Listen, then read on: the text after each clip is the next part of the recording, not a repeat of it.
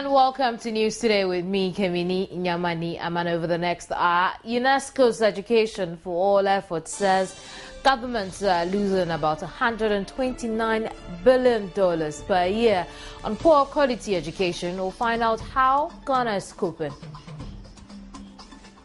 In business, Federal Reserve announces a $10 billion reduction in its monthly bond purchases from $75 billion to $65 billion in the second straight month of winding down stimulus efforts.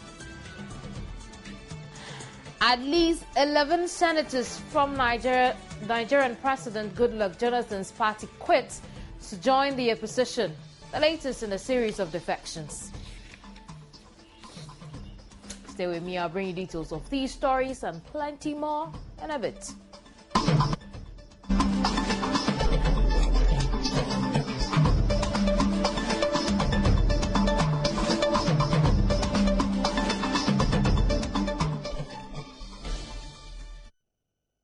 This is News Today.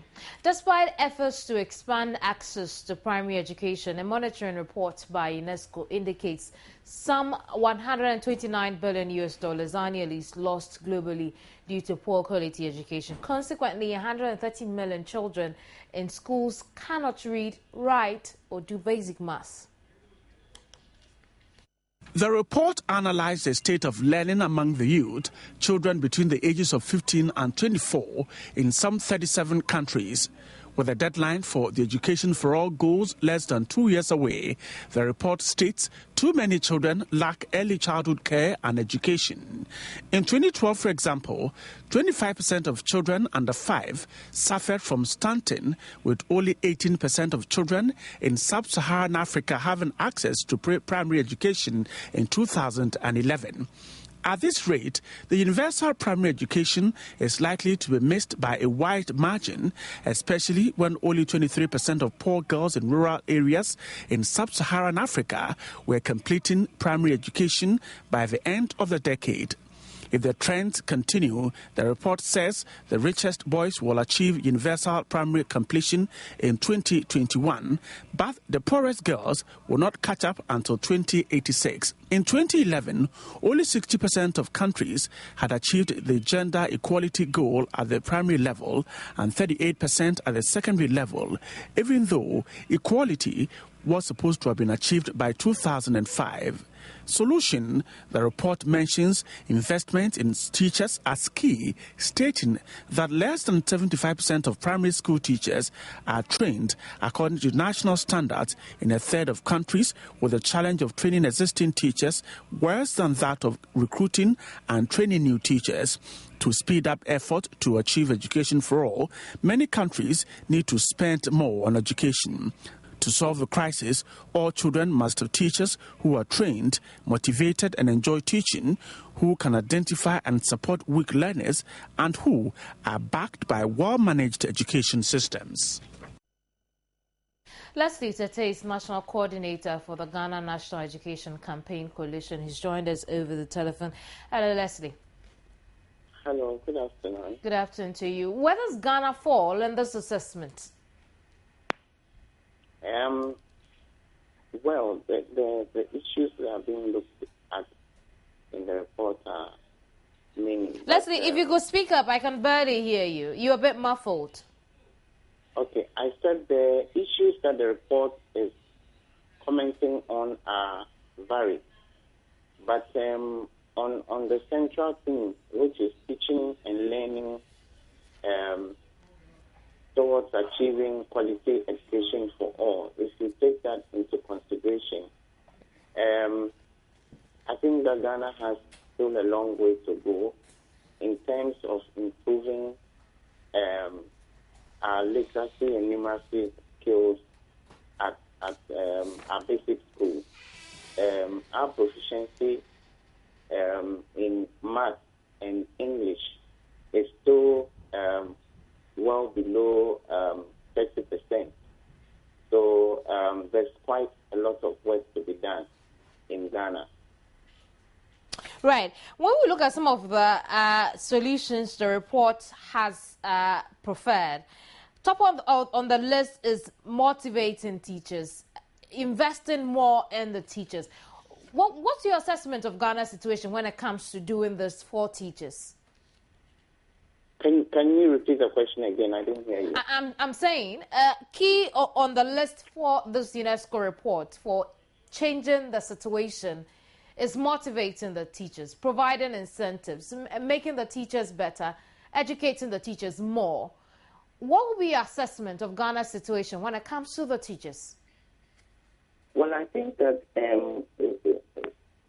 these are critical issues. When you take Ghana, in terms of teacher motivation, from the side of the teachers themselves, most of their comments indicate that they are not very satisfied with the level of motivation.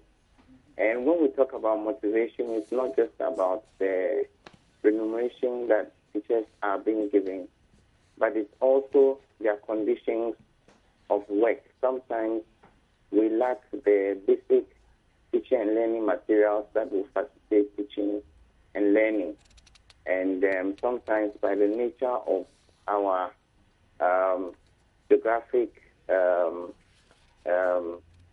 layout, some parts of the country have very harsh conditions, and teachers who are posted there are not very, very comfortable. But having said that, I think that motivating teachers to teach is not just an issue of government policy and remuneration. I think that communities where teachers are posted to also have a key role to play in ensuring that teachers are comfortable and they are able to do their work effectively. So that's an area that we can look at as a country, getting communities to get interested in the welfare, or let me say, to get interested in making teachers comfortable to operate in their areas where they are assigned. Leslie, we'll leave it here. Thank you very much. Leslie Tate is National Coordinator for the Ghana National Education Campaign Coalition. We'll move on to some other stories. And high levels of poverty and conflicts have usually been reported about regions in the northern parts of Ghana. But that is not all there is to the north.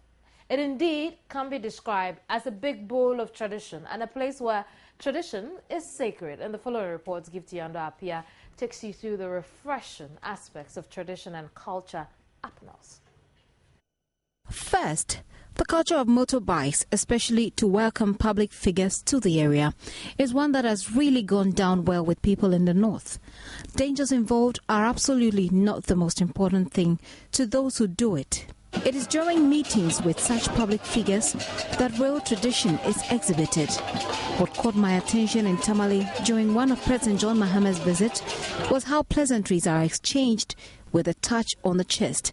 I gathered it simply stands for peace and well wishes. Chiefs assemble in their regalia in state during such occasions. What you can't help but notice is the towels on their shoulder. This, I'm told, signifies they are either chiefs or from a royal family. I noticed that sitting on the floor is not a big deal, not just because there's shortage of chairs, but as a sign of reverence to leaders, and they do it with so much joy. In Nalarugu, it was almost the same. Towels on shoulders and chiefly regalia. What is particular about scenes here in Nalarugu is drumming and dancing. It is perhaps a heritage they never take for granted.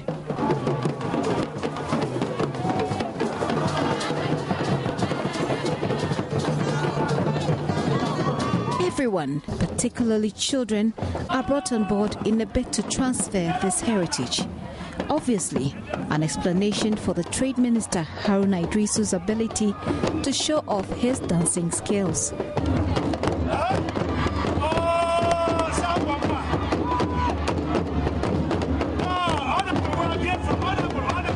Ideally, when dancing, one is lavished with cash, but the focus is to continue dancing. That rarely happens when the money is from a public figure, because it is usually a significant amount. Language was another point of interest to me, as many did not understand the language often used by politicians, English. But they ensure understanding of all, as MC for the occasion virtually interpreted a 4-page speech in Mamprusi. I was struck by his outfit, traditional yet contemporary, from his footwear up to his jewelry. And when he was caught in the frenzy of dancing, he executed as best as he knew how. In all, reverence for leadership, respect for the elderly, and the quest for peace and unity stands out as they uphold their tradition. The area may be classified underdeveloped, fraught with conflict and poor, but not the customs and traditions, at least not all. Gifty Andopia, Joynews, Malawi, Northern Region. Stakeholders in the private health sector want a gradual implementation of the capitation form of payment under the National Health Insurance Authority. A forum held 2 weeks ago by the Ministry of Health ended inconclusively as officials could not agree as to the way forward with the capitation form of payment. Some service providers have argued that the only way the National Health Insurance Scheme can be attractive to the private sector is when government pays its claims on time. The National Health Insurance Scheme capitation is a payment system in which all medical expenses are paid in advance to providers to cater for healthcare services of subscribers under the preferred primary provider system. This form of payment, which is being piloted in the Ashanti region for the past 2 years, has received mixed reactions from service providers. Whereas some want the system to be suspended, others are calling for a total rollout of the capitation nationwide. Some service providers have argued that the only way the National Health Insurance Scheme can be attractive to the private sector is when government pays its claims on time. For members of the Private Health Sector Alliance, there is the need to undertake a thorough assessment of the scheme to ensure its sustainability. It should be a gradual process. Look at the feasibility study, how effective what we did, evaluate what you did and see, have you been successful? Rather than roll the whole thing up, then we have to go back to square one. We are really seriously going to engage the government before the capitation is implemented, make sure that it will work. It is estimated that the private health sector caters for more than 50% of the country's health needs, and the Private Health Service Providers Association are meanwhile appealing to government to address some challenges confronting the sector, such as the delay in payment of NHIS claims, medicine supply, regulation and legislation, among others. Why should medicine sit at central medical stores and expire? While some people are sitting in the northern region, they can't even get articulate amodiaquine to take. The private sector must be part of this policy that is being made. We don't want it to be made and hand over to us. We need to be called. This is the decision we are taking. What do you think about it? Give us the contract. We will deliver the medicine to the point that is needed, rather than send the medicine to central medical stores. What we are talking about is the collaboration we want to build with the government is that it's give and take. We are willing to do as a private sector to support this country to get to the highest levels. At the Made in Private Health Alliance Summit, Trade Minister Haruna Idrisu pledged government support to the sector. The Cabinet has passed the public-private sector policy. I note that the Minister of Finance is finalizing work on a legal regime to govern and support the implementation of the PP policy, which was approved by Cabinet. And I think that we should get it fast-tracked so that by the end of this year, we will have a legal regime that will govern the operation of the public-private partnership. We will support a number of identified pharmaceutical entities to build your capacity and to improve your competitiveness. The Minister of Health, Sharia Ite, also challenged private sector players to expand their operations into the rural areas of the country. And I believe that when you decide to go to the vulnerable areas, that we at the Ministry of Health, we can also discuss with the Ghana Investment Promotion Center so that you can have tax incentives. That is what private participation is all about. We will encourage you to tailor your services to meet the needs and affordability levels of the general population. The Made in Private Health Sector Alliance Summit also saw the launch of a revised private health sector development policy. The former Minister of Information, Stephen Asamoah Boateng, has called upon government to ensure effective supervision at the local level. According to him, it is the easiest way to ensure effective protection of the environment in the country. The former minister was speaking in an interview during the launch of the EPA's 40th anniversary. The former information minister, popularly called Asabi, was speaking to Joy News at the launch of the 40th anniversary of the Environmental Protection Agency. Sanitation in many communities in Ghana remains a major concern. Poor management of both solid and liquid waste in any form, deforestation and illegal mining have all been adversely affecting the health of people and destroying the natural environment. According to Stephen Asamoah Boateng, the local authorities must be made to work through effective supervision. It's that what we're trying to do is to get the local authorities to understand that is a fundamental base or the foundation where we need to keep our environment clean. If we don't do that at the local level and we defecate everywhere, we throw rubbish everywhere, and the district chief executive, the municipal chief executive, the metropolitan chief executive, the assembly members do not tackle it from that base, then it becomes a big problem for all of us. He later charged the various district, municipal and metropolitan chief executives to be patriotic in their work. And it must come from the government. The government has to have a program that addresses the concerns, not just infrastructure and buildings. And for me, what we need to do is to not just get the DCA to work, but is to get the local people, including the traditional authorities, to take the mantle at the base. You see, this is, in a way, like they're appointed by the president, go in there and do the bidding of the president. And so they sort of owe allegiance to their party and to the president, although they're supposed to be independent assembly people. Speaking at the occasion, Minister of State at the Presidency in charge of Financial and Allied Institutions, Fifi Kwete, said government will continue its fight against any illegal activities which serve as threats to the environment. Have been made. It is hoped that this initiative will be extended to other sectors of our nation. The establishment of a clearer production center, I am told, will provide additional support to such a scheme to train and promote resource efficiency and sound environmental management within the entire supply chain. We will use the occasion to remind ourselves that the external environment in which we live is invariably a reflection of our internal environment. When we see our external environment as polluted, as degraded as it is, it's invariably a reflection of the fact that within our own internal environment there's a lot of problems.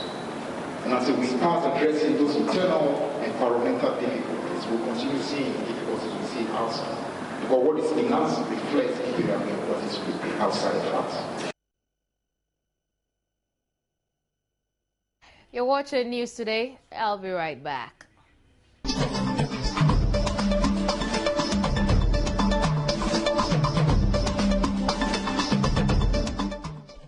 You're welcome back to News Today. Now, former First Lady Nana Konadu-Agyeman-Rawlings is calling on government to look at the current tax regime in the country. According to her, imposing heavy taxes on citizens is not a sure way of improving the country's economic fortunes.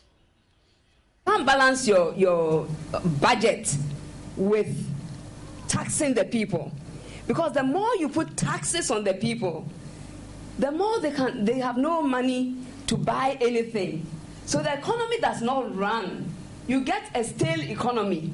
People bring things to sell. Nobody will buy because the person has no money. The government has taken it. And when the economy is not running, that person who is selling is not going to buy some more from the wholesale to come and sell. The wholesaler cannot bring more to store in the wholesale. The ports cannot, it's like a chain effect.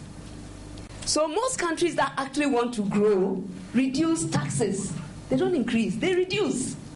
We'll stay on taxes. Now, the chairman of the Finance Committee of Parliament says the revenue targets for which the new VAT law was established will be achieved in spite of the unavailability of the new VAT receipts on the market. He was speaking to Joynews' parliamentary correspondent Emmanuel in Parliament. Joy News carried a report in which several businesses charging the new VAT rate do not use official VAT receipts. Some are either using self-printed receipts or resorting to ways they find comfortable in issuing receipts to their customers. Joynews checks revealed that the law on the new VAT was passed by Parliament in a short period, thereby denying the Ghana Revenue Authority the adequate time to print official VAT receipts.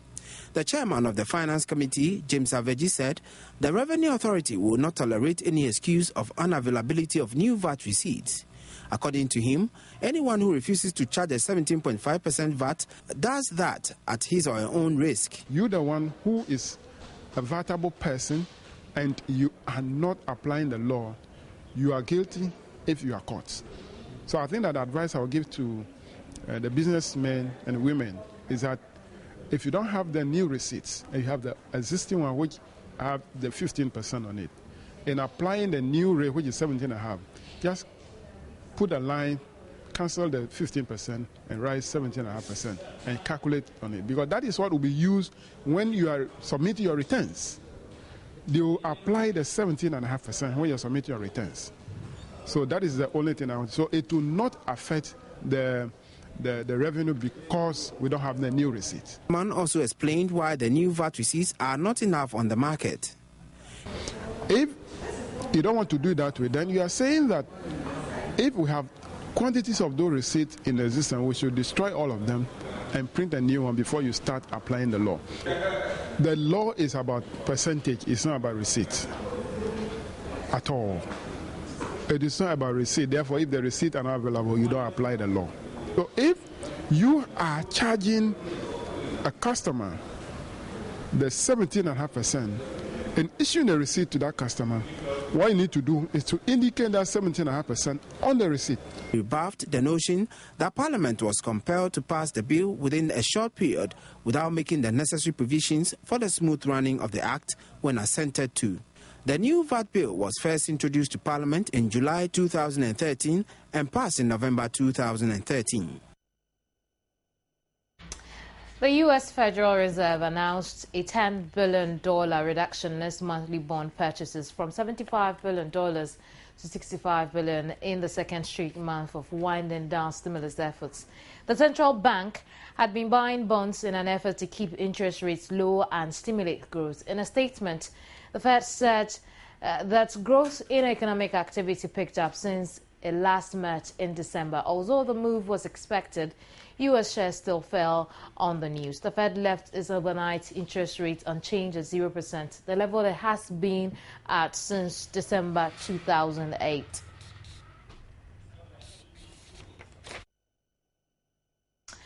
Google has sold struggling U.S. mobile phone company Motorola Mobility to Chinese computer maker Lenovo for $2.91 billion, about 1.8 billion pounds. In a rather surprise move, Google had paid $12.5 billion for the company less than 2 years ago. Lenovo plans to build up its smartphone unit through the Motorola purchase, which may help offset its slowing personal computer business. However, Google will keep the majority of Motorola's lucrative patents, which include one for Android software. The purchase is set to make Lenovo the world's third largest smartphone maker behind Samsung and Apple.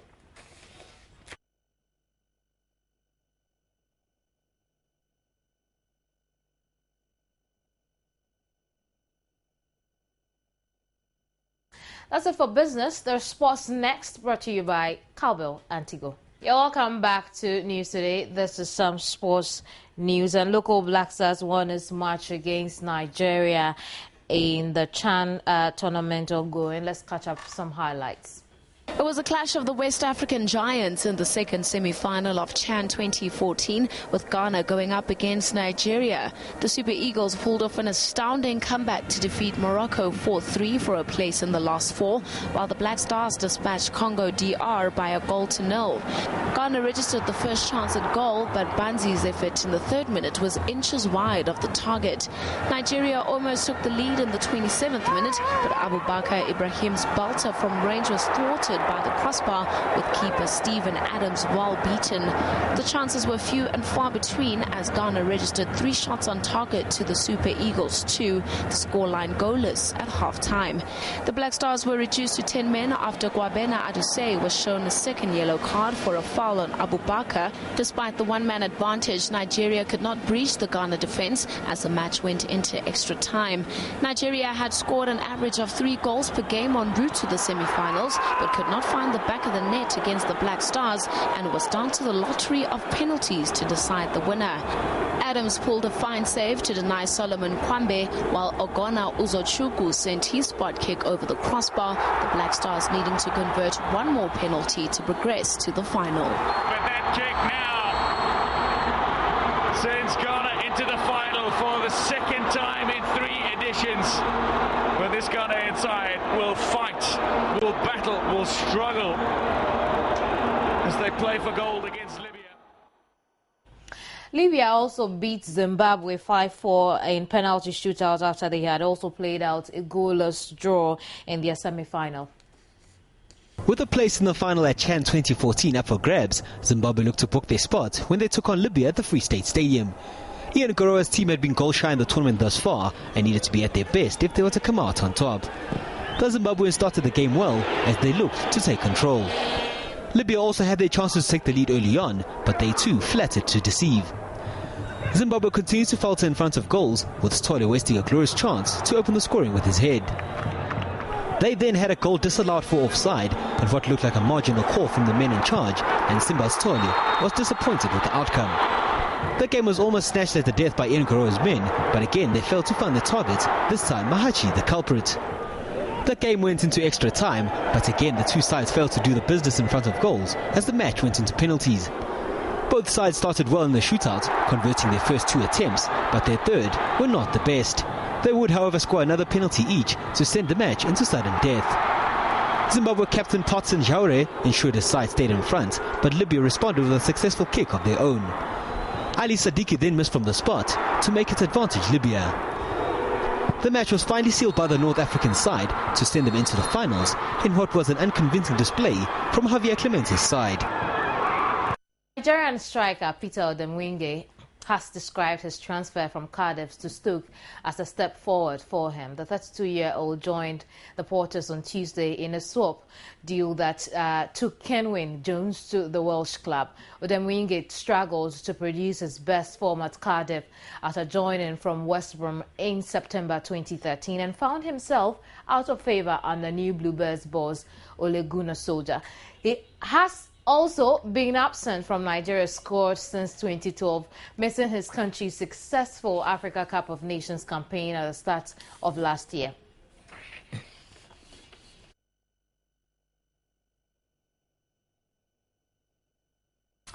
Italian giants AC Milan are keen to sign Fulham's on-loan midfielder Adel Taarabt, according to the cottage's manager. The 24-year-old QPR player is at the Premier League club on a season-long loan and could be involved in a loan swap deal with Milan's 32-year-old defender Christian Zaccato. Morocco international Taarabt began his career at Lens before moving to Tottenham in 2007.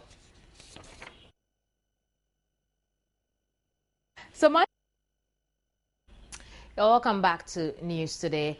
Elsewhere, the Archbishops of Canterbury and York have written to the presidents of Nigeria and Uganda after being asked about laws that penalizing gay people. The letter said homosexual people were loved and valued by God and should not be victimized or diminished. Nigeria and Uganda have both passed legislation targeting people with same-sex attraction. The letter is also addressed to all primates, that is, heads of national churches in the worldwide Anglican Communion.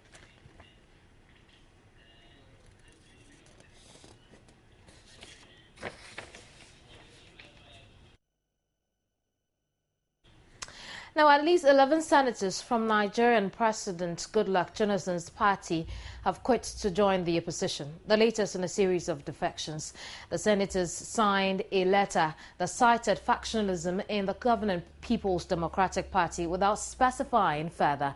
The PDP still has a Senate majority but needs opposition help to pass bills. Analysts say many in the PDP are upset because they believe Jonathan intends to stand for a second term.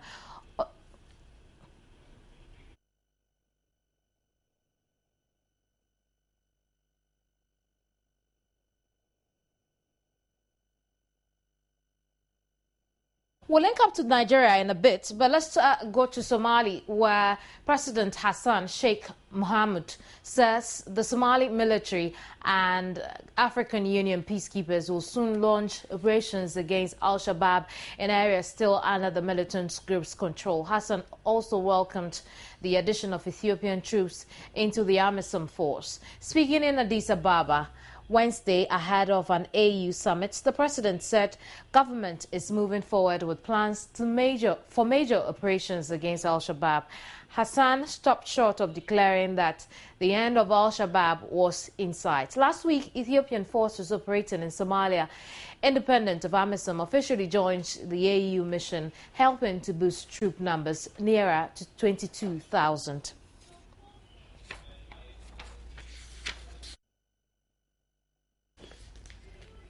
Right, now let's move on to some other stories. And heads of state and government are meeting at a summit organized by the African Union at Ethiopia's capital, Addis Ababa. Deputy Chairman of the AU, Erastus Mwencha, says discussions on peace and security will be high on the agenda following recent security concerns in several countries, including Africa's newest nation, South Sudan, Central African Republic, and Somalia. Herbert Ibrahim is an international news analyst. He's joined us over the telephone. Hello, Herbert. Hello, Kimani. Good afternoon. Good afternoon to you. Now, South Sudan recently signed a peace deal, and on Wednesday, 4 opposition leaders were freed. But Justice Minister says that they will be charged for coup plot. Rebel leader Riek Machar says treason charges laid against him and some of his allies are baseless. What more can the AU do to ensure the ceasefire holds? Kimani, it's good that the AU has just started its 22nd summit today. I think the summit in Addis is one of self-retrospection and stock-taking after a very difficult 2013 in which the continent was beset by bloody conflicts in DR Congo, South Sudan, Mali, the CAR, and the list continues, as well as the dastardly attacks on the Westgate Mall, and then the brazen toppling of Egypt's first democratically elected president, and a reinvigorated Boko Haram menace. But ironically, in the midst of all these political upheaval, the theme of this year's summit is carved around a benign topic like agriculture. I mean, I'm not being cynical, but in other parts of the world, one single conflict of even the smallest magnitude would make heads of state insomniac and keep the whole continent on its toes until a reasonable resolution of the conflict was achieved. One cringes to imagine how on earth agriculture should be the main dossier of deliberations of a continental bloc like the AU in such a critical moment when the continent is beset by a plethora of security challenges that threaten its very existence. But one can't blame our leaders too much. The continent is so fragile that it hasn't even achieved food security. How much more guarding its territorial integrity? So I think the AU needs some retooling, and the opportunity has come for them to discuss that at this summit. And then in some instances, so it needs a complete re-engineering of its activities. Therefore, the AU should do more to resolve these myriad problems we have on the continent. South Sudan seems to have been resolved to some extent, but the situation in the CAR is still tenuous. When we look at the situation of Central African Republic too, there's a new president is being inaugurated. She has a prime minister. She's also looked out for some ministers for her own government. But the situation isn't changing.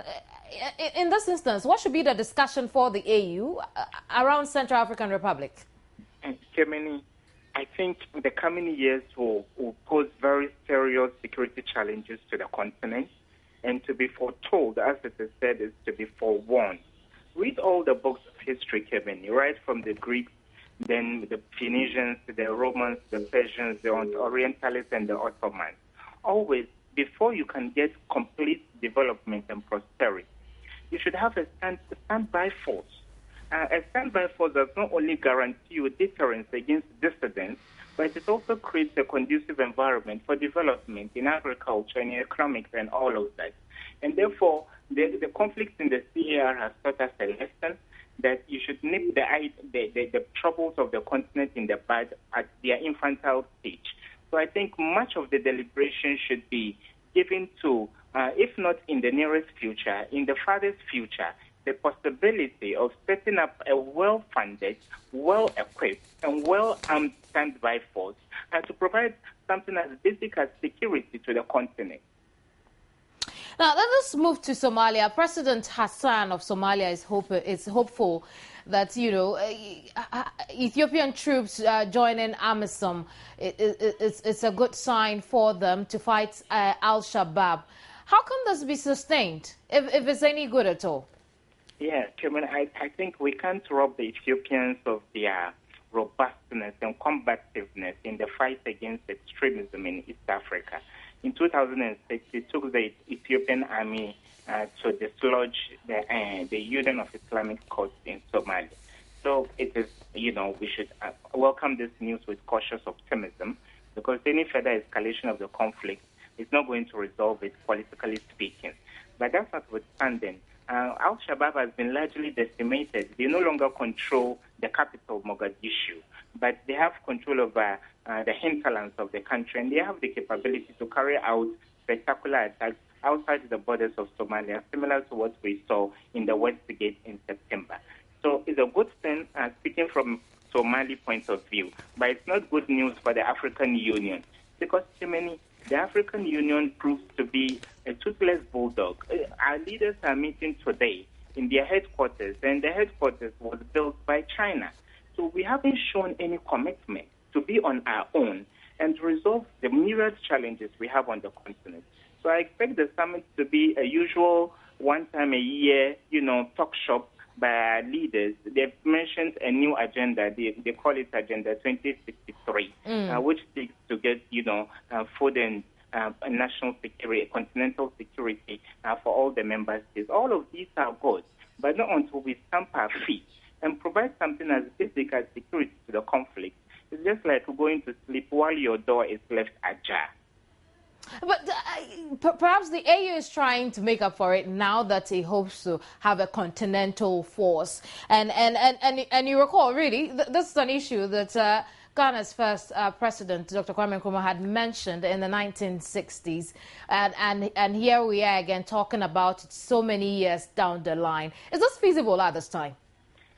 Well, there are very pressing questions, like what will be the magnitude of each member state's contribution? Where will the troops be stationed? Who will take care of logistical preparations? Who is going to fend for them and all that? And if you have countries like Ghana, where our local currencies are forever plummeting against the international exchange rate, and we can't even provide basic things like fuel and gas for our people, then it's a wild goose chase to think of funding a standby force to protect all other nations, the 54 nations of the continent. So it's far-fetched.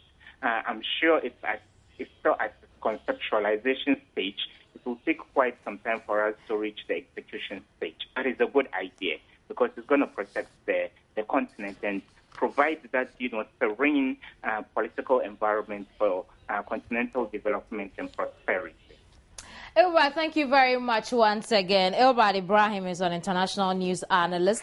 Let's come back to Nigeria, where 11 senators from Nigerian President Goodluck Jonathan's party have quit to join the opposition, and that is the latest in a series of defections. Let's cross over to Nigeria and join Osase Okoro, a Nigerian journalist, over the telephone. Hello, Osase. Hello, can you hear me? I can hear you, and I hope I got your name right. But how big a blow is this to the ruling PDP? Okay, so everybody is really surprised because they just came up that they're leaving PDP to APC, and people are wondering why people are leaving PDP to APC. Can you hear me? I can hear you. Now that makes it 43 persons from the PDP who have defected. What effect is it having on the PDP already? I can't hear you, please. You can hear me. I'll give it a try again. I'm saying that the first defection, we had about 32 people defecting from the PDP. Now we have 11, making it 43. The question I'm asking is, what effect has it had on the PDP? What effect? Yeah, does this have on the PDP? Okay, a lot of people think like the PDP are going to be really disorganized because their party taking out 11 people from their squad. Can you hear me? Yeah, I can. Please go ahead. Okay, taking out 11 people from their campaign and moving them to APC. They're just wondering how they're going to cope because if they move to APC, APC is going to have a higher hand in the upcoming election. Are Nigerians then losing trust in the PDP, perhaps reconsidering if they should give Jonathan a second chance or not? Hello? I'm asking Osase, if Nigerians... Yeah, what do you think? Yeah, I'm asking if Nigerians are then reconsidering if they should give Jonathan a second chance. Perhaps you're losing trust in the PDP now. Yeah. Yes. Thank you very much, Osase. There seems to be a problem with the line. Let's talk about South Sudan. And rebel leader Riek Machar has said treason charges laid against him and some of his allies are baseless. Machar, who is on the run, said he hoped mediators in the crisis would ensure the release of 4 of his imprisoned allies. Analysts say the issue threatens a ceasefire signed last week. It was initially a political dispute between President Salva Kiir and his former deputy Machar on 15 December. Since then, violence has spread into a full-scale conflict with reports of ethnic killing. With peace talks expected to begin in February, Machar said he hoped the regional mediators would live up to their commitment and free the 4 men still in detention. A trial of more than 60 suspects arrested in connection with the theft of more than $250 million in public funds have begun in the Malawi capital, Lilongwe. The corruption scandal, collectively known as Cashgate, led to the suspension of an international aid. The issue came to light in September last year after the attempted assassination of the Finance Ministry's Budget Director, Paul Nfiwo. Up to 40% of Malawi's annual budget is donor-funded.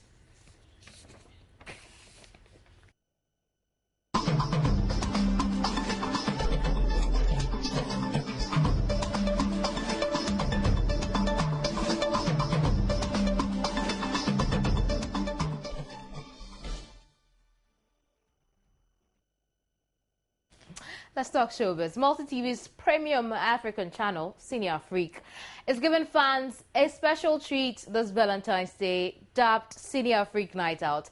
The night will afford lovers an opportunity to win and dine with some of Ghana's finest entertainers, including Kwesi Dakwa, Ifya and Kessie at the Plush Alisa Hotel on Valentine's Day. Valentine's Day is for many the most romantic day on the calendar. And this year, Multi-TV's Cine Afrique is making it even more special. Ahead of the main event at the Alisa Hotel on Val's Day, Kwesi Dakwa, the finest, will be hosting the Valentine's Chronicle on Cine Afrique from February 8th. February 14th itself will be a night of pure bliss with music, comedy, and mouth-watering dishes. Singers Ifia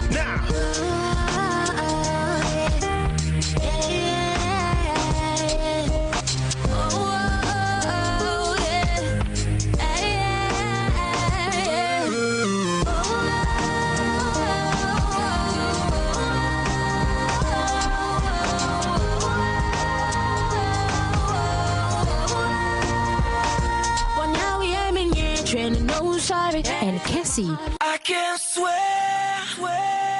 that you are killing me inside. So baby, free your mind, and I will stop bothering you. It's Cassie, baby. Will be on hand to treat patrons to some soothing tunes. Organizers are therefore urging all lovers to mark the date on their calendar to be part of the most memorable night of the year.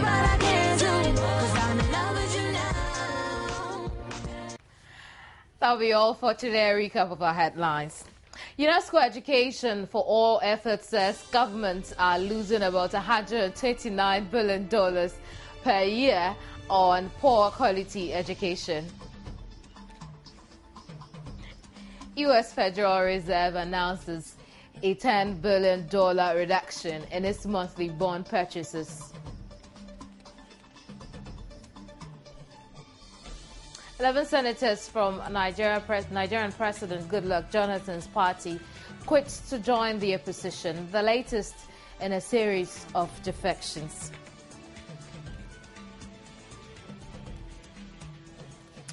There's more news on myjoyonline.com. Thank you very much for staying through. My name is Kimini Nyamani Amana. Bye-bye.